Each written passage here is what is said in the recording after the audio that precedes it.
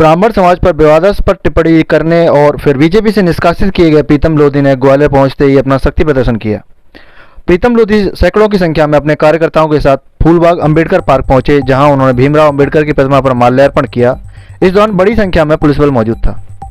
अंबेडकर प्रतिमा पर माल्यार्पण करने के बाद प्रीतम भावुक हो गए और वह अपना सिर अंबेडकर साहब के पैरों में रखकर खुद को उनके प्रति समर्पित करने की मुद्रा में काफी देर तक बैठे रहे। इस दौरान प्रीतम समर्थकों ने गृह मंत्री और भाजपा प्रदेश अध्यक्ष के खिलाफ मुर्दाबाद के नारे लगाए।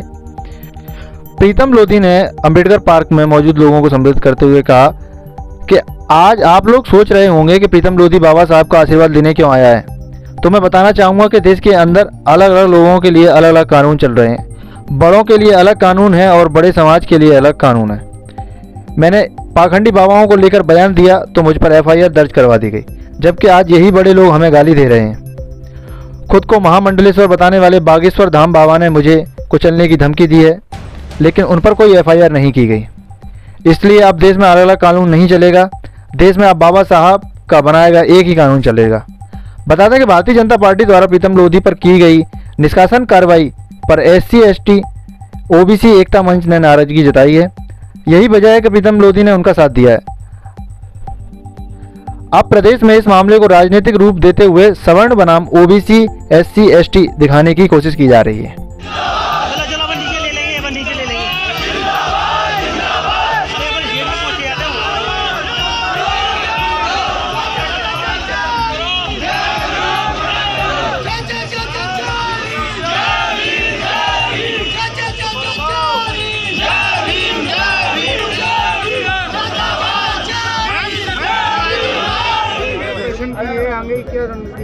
अब आप सोच रहे होंगे मैं बाबा अम्बेडकर जी के दर्शन करने क्यों आया, उनसे आशीर्वाद लेने क्यों आया। मैं उसी की आप लोगों को बता रहा हूँ कि अब यहाँ यही होने लगा है, एक देश और दो कानून।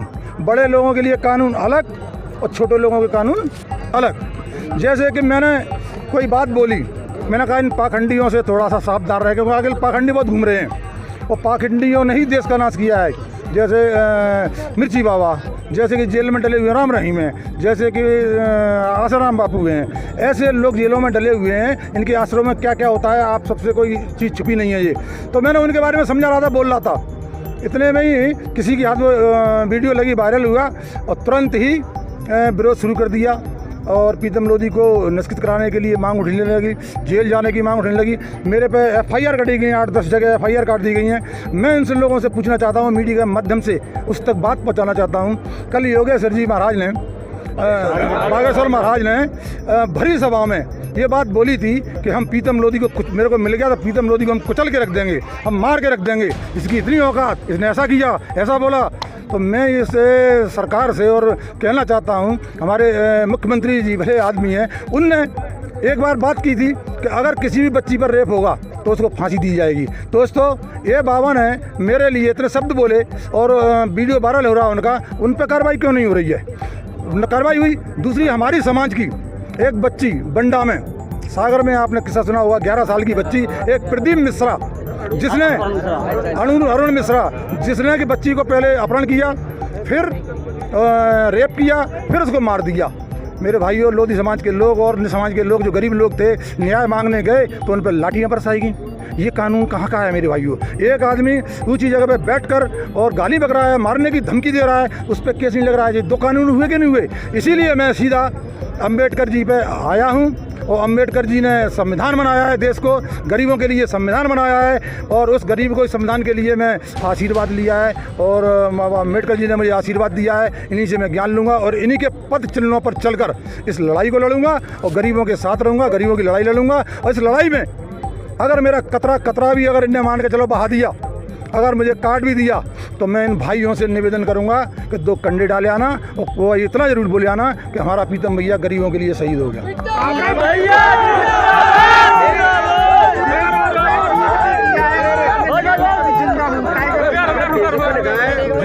टाइगर जिंदा है, फेसबुक पे लगा है टाइगर जिंदा है। मैंने लिखा है, आपकी सोशल मीडिया पे लिखा? नहीं, मैंने नहीं लिखा, किसी ने लिखा होगा।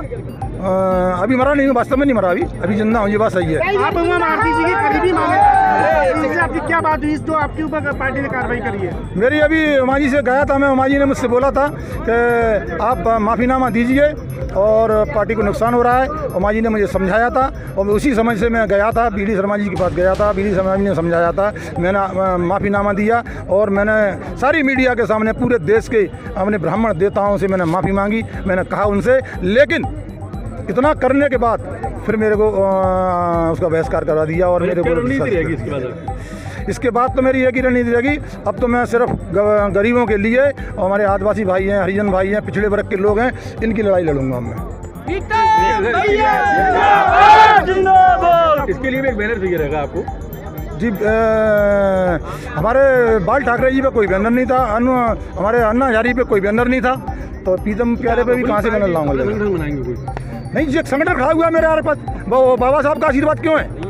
बाबा साहब कोई वैसा आशीर्वाद तो दिया नहीं है मुझे बाबा साहब ने। बाबा साहब ने मेरे बहुत अच्छा आशीर्वाद दिया है और बाबा साहब की ताकत मेरे साथ में है। यहाँ पर ये अम्बेडकर पार्क में बाबा साहब अम्बेडकर के माल्यार्पण का कार्यक्रम इसमें से आए थे। सर अभी एक वीडियो भी आया था, मैंने बोला था ब्राह्मण ऐसे कुछ करते हैं रख के नहीं, इस संबंध में 2-3 दिन जो चलता है विवाद, हाल भी एक FIR हुई है, शिवपुरी में कुछ FIR है। अच्छा, ये जो रैली निकाल के लेके आए यहाँ पर परमिशन लिख के रैली नहीं, इनका ये अभी भोपाल से आए हैं और यहाँ पर इनके जो समर्थक थे वो सारे इकट्ठे हो गए। तो अब क्योंकि शाम का समय ट्रैफिक है और इसलिए रैली ऐसी ना, बाकी ट्रैफिक नहीं बाधित नहीं है। अभी कोई थी नहीं, क्या कार्रवाई की है जी? कोई परमिशन के पास थी नहीं रख के नहीं, अभी क्या कार्रवाई की? नहीं, इसको उनको वहाँ से आए हुए थे, रेलवे स्टेशन से आए हुए थे, कुछ समर्थक यहाँ पर थे, तो इसलिए और लगातार आप लोग देख रहे हैं कि शाम का समय है, ट्रैफिक काफ़ी लगता है, इसलिए आपको जैसा रैली जैसे दिखाई दे रही है वस्तुतः प्राइवेट गाड़ियाँ भी काफ़ी हैं। कोई आए थे कि आता है कि दिन के बाद ये बिना आया बैठ के यहाँ पर रैली रूप में नहीं है, रैली रूप में नहीं कहा जा सकता।